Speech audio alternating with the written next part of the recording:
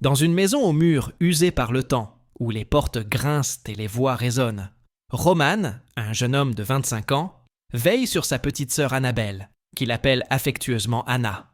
La maison, située dans un quartier modeste, porte les traces d'une vie marquée par l'absence.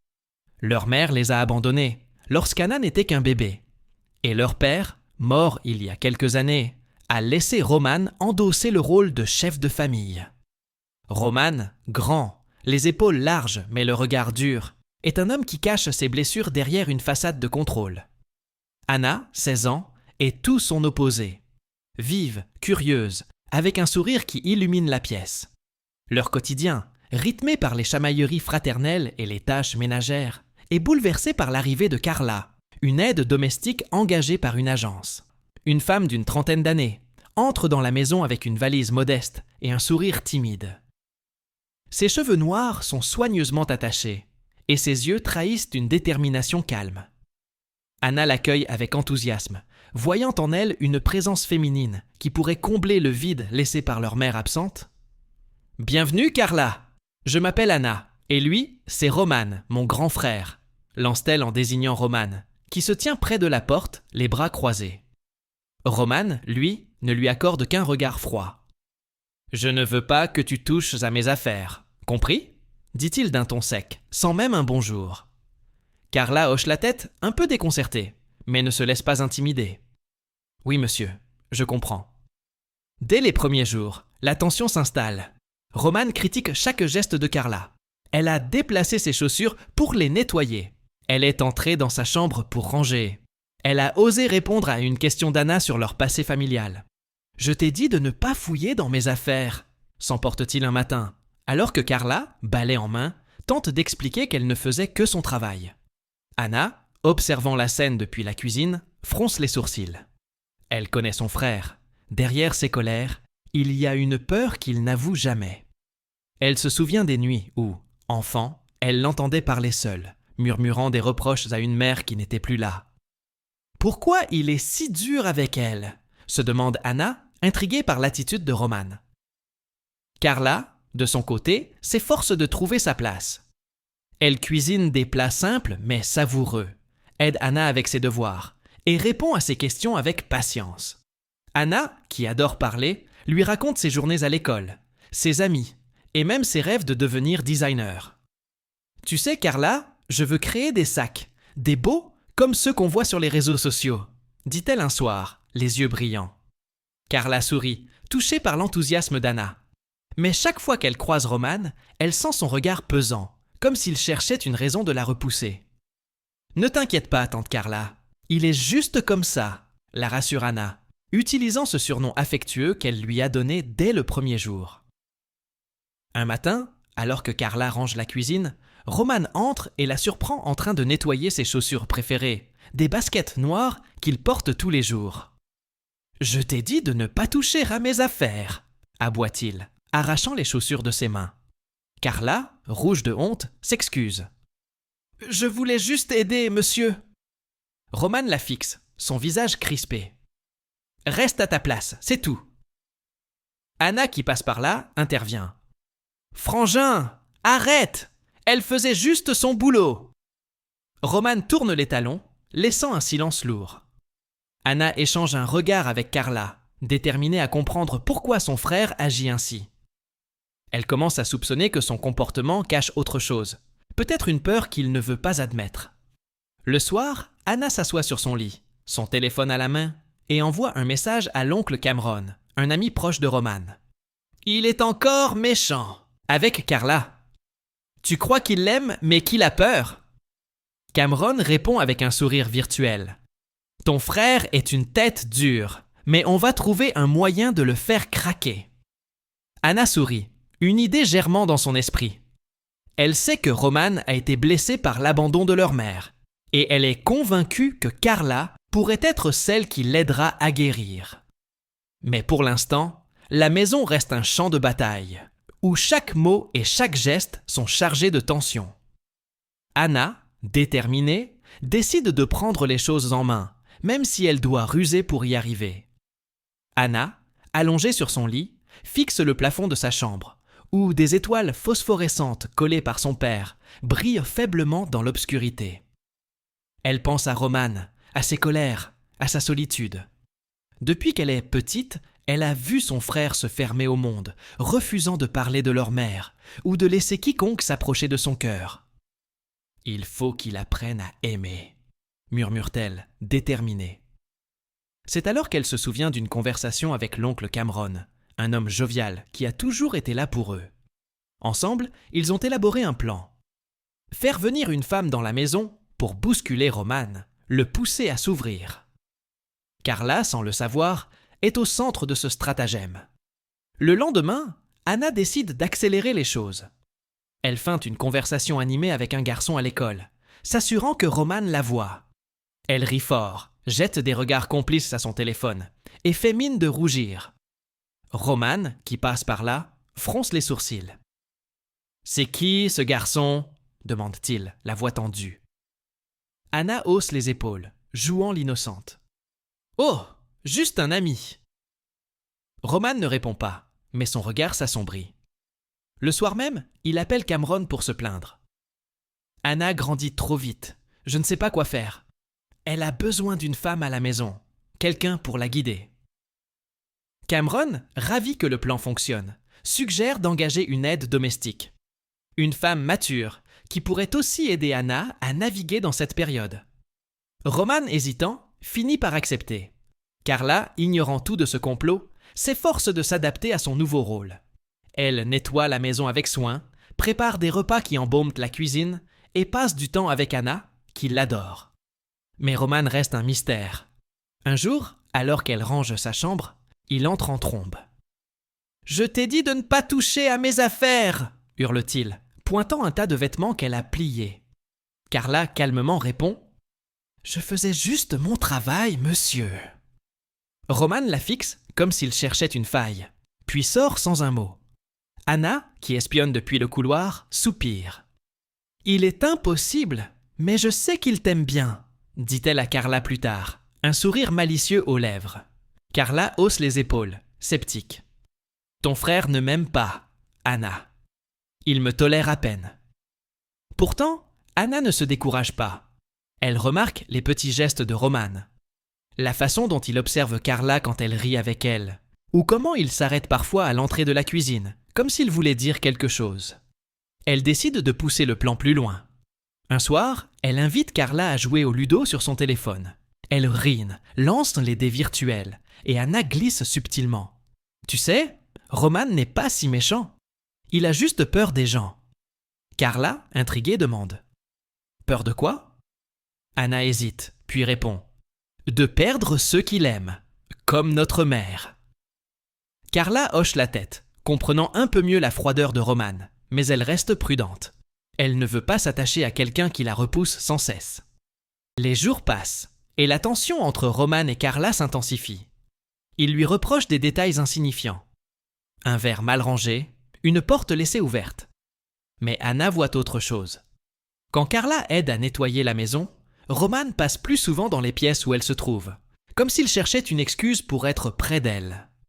Anna, maligne, décide de créer des situations pour les rapprocher.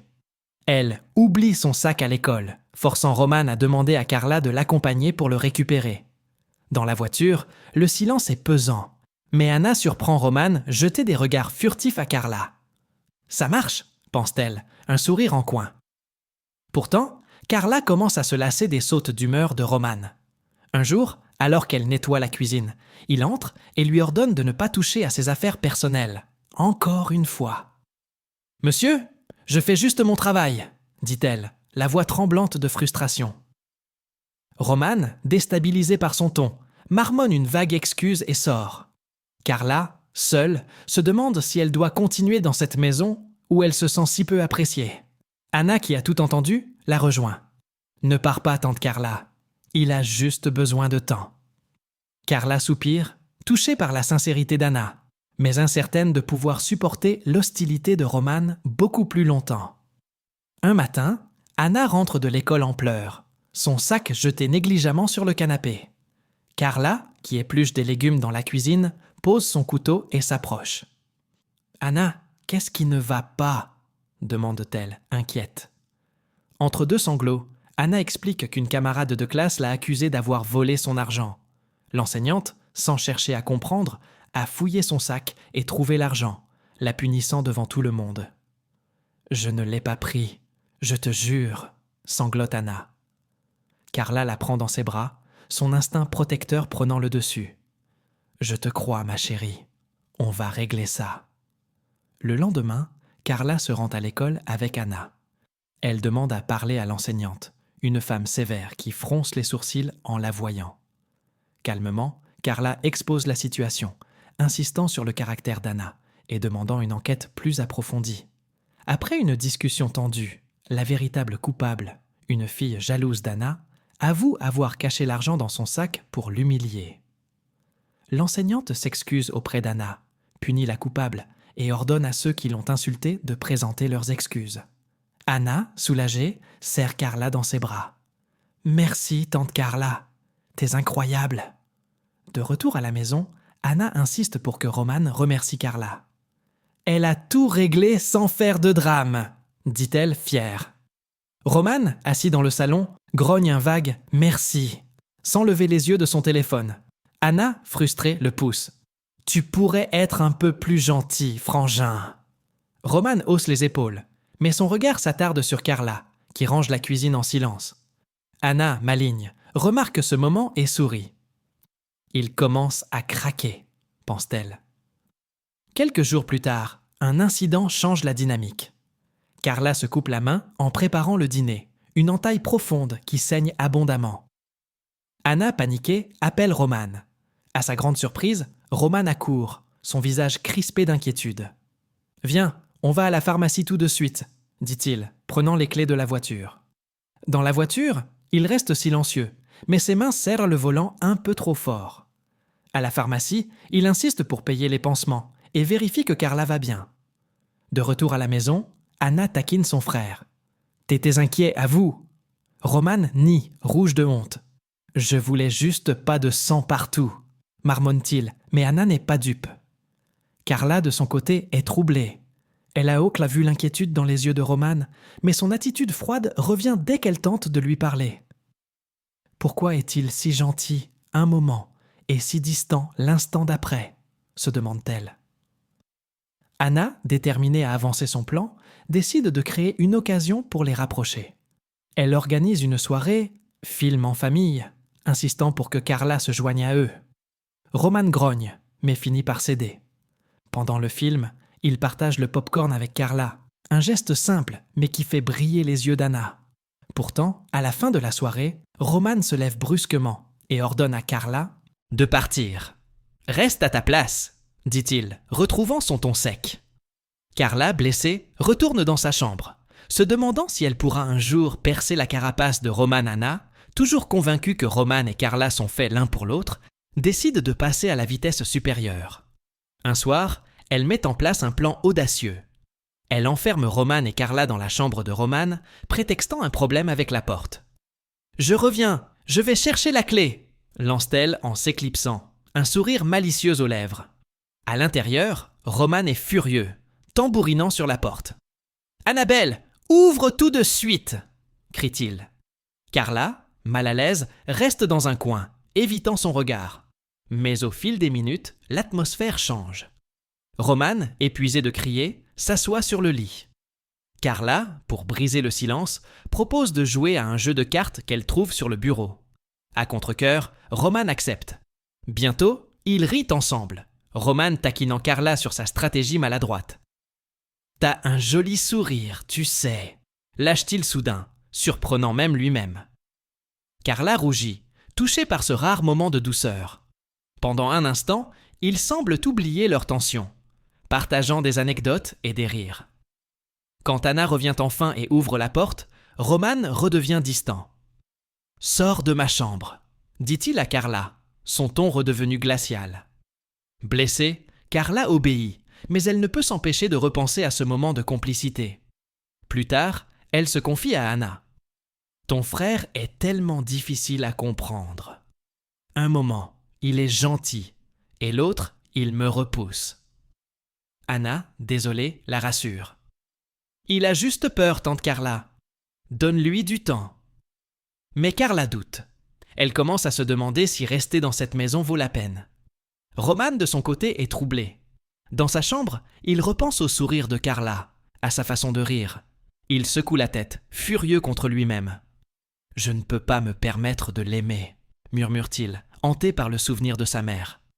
Pourtant, il ne peut s'empêcher de chercher des excuses pour croiser Carla, que ce soit en passant par la cuisine ou en lui demandant de nettoyer une pièce déjà impeccable. Anna, observant tout cela, reste optimiste. Elle sait que son frère est en train de changer, même s'il lutte contre ses propres sentiments. Elle continue de tisser des liens entre eux, demandant à Carla de l'aider avec ses devoirs en présence de Roman, ou organisant des repas où ils doivent partager la table.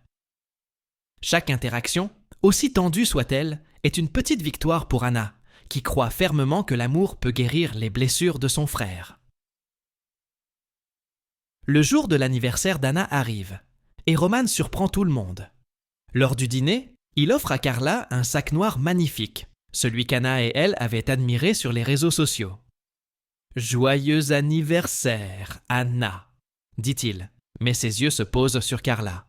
« Et ça, c'est pour toi !» ajoute-t-il, tendant le sac. Carla, émue, balbutie un merci, tandis qu'Anna saute de joie. « Je savais qu'il t'aimait !» s'écrie-t-elle. Roman, embarrassé, marmonne qu'il voulait juste faire plaisir. La soirée est chaleureuse, presque familiale. Roman invite Carla à s'asseoir avec eux, et pour la première fois, il semble détendu. Anna, ravie, pense que son plan a enfin fonctionné. Mais tout s'effondre lorsqu'elle révèle, dans un élan d'enthousiasme, le stratagème qu'elle et Cameron ont mis en place pour rapprocher Roman et Carla. « On voulait juste que tu sois heureux, frangin !» dit-elle, croyant bien faire. Roman, blême, se lève. « Tu veux dire que tout ça était un mensonge ? Que vous m'avez manipulé !» hurle-t-il, son regard passant d'Anna à Carla. Carla tente de s'expliquer. « Roman, je ne savais rien de ce plan. Je te le jure !» Mais Roman, aveuglé par la douleur, refuse de l'écouter. « Tu étais payé, c'est ça ? Comme ma mère, hein ?» accuse-t-il, sa voix tremblante. Anna, en larmes, essaie de le raisonner, mais Roman est implacable. « Sors de ma maison, Carla. Je ne veux plus te voir. » Carla, le cœur brisé, fait ses valises. Anna la supplie de rester, mais Carla, digne, lui dit « Ce n'est pas ta faute, Anna. Ton frère a besoin de temps pour guérir. » Elle part, laissant Anna dévastée et Roman muré dans sa colère. La maison est silencieuse sans Carla. Anna refuse de parler à Roman, le blâmant pour son départ. « Tu l'as chassée, et elle n'avait rien fait !» crie-t-elle, avant de s'enfermer dans sa chambre. Roman, seul dans le salon, ressasse ses paroles. Il se souvient du sourire de Carla, de sa patience avec Anna, de sa douceur malgré ses reproches. La douleur de l'abandon de sa mère ressurgit, mais il commence à douter. Et si Anna avait raison ? Et si Carla n'était pas comme sa mère ? Un soir, Anna reçoit un appel de Carla. « Je ne veux pas que tu sois fâchée contre ton frère, » dit-elle. « Il a besoin de toi, Anna. » Touchée, Anna décide d'agir. Elle confronte Roman, lui racontant toute la vérité. Le plan avec Cameron, l'ignorance de Carla, ses propres regrets. Elle t'aime, Roman, et toi, tu l'aimes, je le sais.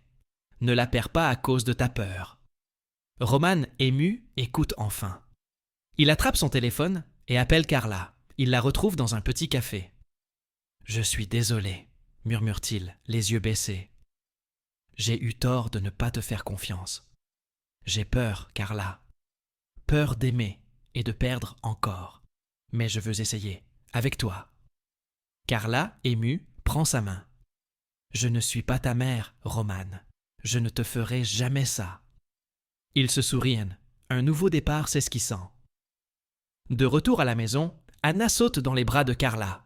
Lors d'un dîner, Roman annonce qu'il veut financer les études de Carla à l'université. Anna, rayonnante, savoure la victoire de son plan, même s'il a failli tout détruire. La maison, autrefois marquée par la méfiance, s'emplit de rires et d'espoir, portés par l'amour naissant entre Roman et Carla, et l'affection indéfectible d'Anna, Dans la maison désormais vibrante de chaleur et de rire, où les ombres du passé semblent s'effacer comme des traces de craie sous la pluie, Roman, Carla et Anna savourent leur nouveau départ. La table de la cuisine, autrefois silencieuse, est maintenant le cœur de leur soirée, où les plats fumants se mêlent aux éclats de voix et aux taquineries. Roman, jadis enfermé dans sa méfiance, s'ouvre peu à peu, son regard s'adoucissant chaque fois qu'il croise celui de Carla. Anna, rayonnante, orchestre ces moments avec une joie contagieuse, convaincue que son plan, bien qu'imparfait, a tissé un lien indéfectible entre eux. Pourtant, une dernière épreuve, aussi inattendue qu'épique, va sceller leur destin et transformer leur maison en une légende murmurée dans leur petite ville. Un soir d'orage, alors que la pluie martèle les fenêtres et que le vent hurle comme un loup affamé, Anna reçoit un message étrange sur son téléphone.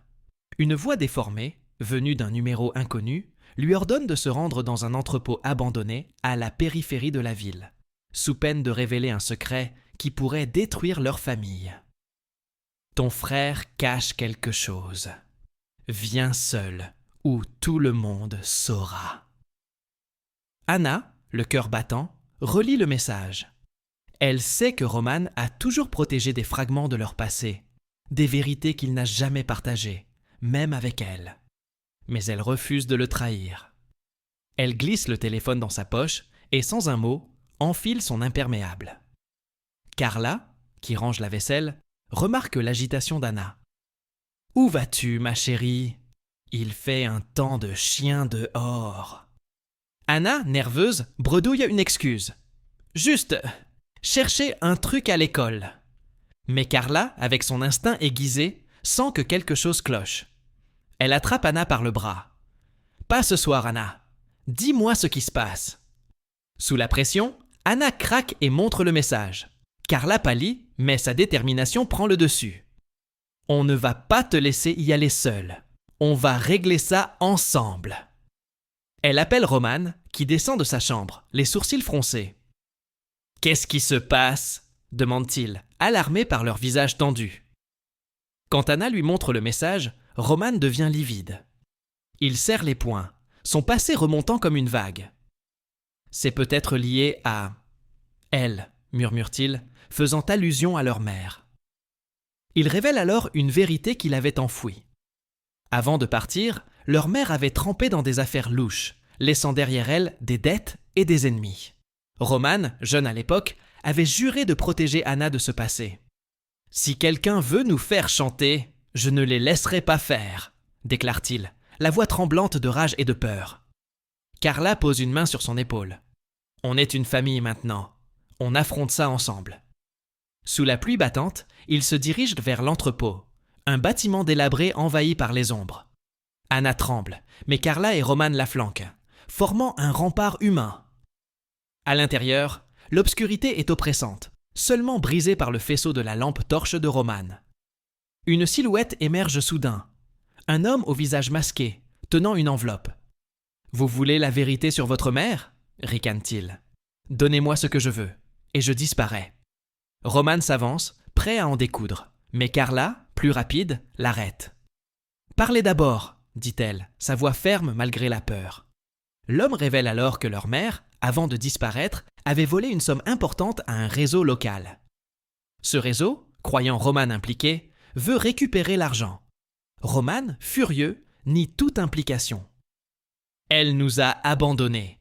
Je n'ai rien à voir avec ses dettes. » L'homme hausse les épaules, menaçant de tout révéler à la ville, ce qui ruinerait la réputation de Roman et Anna. Mais Anna, jusque-là silencieuse, prend la parole. « Vous voulez de l'argent ?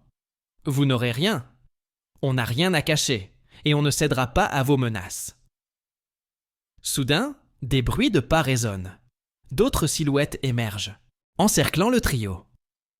Roman se place devant Anna et Carla, prête à se battre. Mais Carla, avec un sang-froid inattendu, sort son téléphone et active un enregistrement. « Tout ce que vous dites est enregistré. Si vous nous touchez, la police aura tout ça demain matin. » Les hommes hésitent, déstabilisés. Roman, impressionné, murmure « T'es incroyable !» Anna, galvanisée, ajoute Et si vous pensez qu'on est seul, détrompez-vous. Elle bluffe, mais son assurance fait mouche. L'homme masqué, sentant la situation lui échapper, tente une dernière intimidation. Mais Roman bondit. Dans une mêlée éclair, il désarme l'homme, révélant son visage. Un ancien associé de leur mère, rongé par la rancune. Carla appelle la police, tandis qu'Anna aide Roman à maintenir l'homme au sol. Les complices, paniqués, s'enfuient dans la nuit. Quand la police arrive, l'homme est arrêté, et l'enveloppe révèle des documents prouvant que leur mère avait tenté de rembourser ses dettes avant de disparaître, un acte que Roman ignorait. Cette découverte, bien que douloureuse, apaise une partie de sa colère. De retour à la maison, trempé mais victorieux, il s'effondre sur le canapé, riant et pleurant à la fois. Roman prend la main de Carla. « Sans toi, on n'y serait pas arrivé. Tu nous as sauvés. » Carla sourit, les larmes aux yeux. « On s'est sauvés ensemble. » Anna, blottie contre eux, murmure « On est une famille, maintenant. » Roman, pour la première fois, ne contredit pas. Il annonce qu'il financera les études de Carla à l'université, mais ajoute « Et je veux que tu restes ici, avec nous. Pas comme employé, mais comme ma partenaire. » Quelques mois plus tard, la maison est transformée. Carla, inscrite à l'université, étudie le droit, rêvant de défendre ceux qui, comme eux, ont été victimes de l'injustice. Roman, apaisé, ouvre un petit atelier de mécanique, sa passion d'enfance, et Anna excelle à l'école, ses dessins de sac commençant à attirer l'attention sur les réseaux sociaux. Un soir, lors d'une fête improvisée, la ville entière parle de leur courage face au réseau criminel.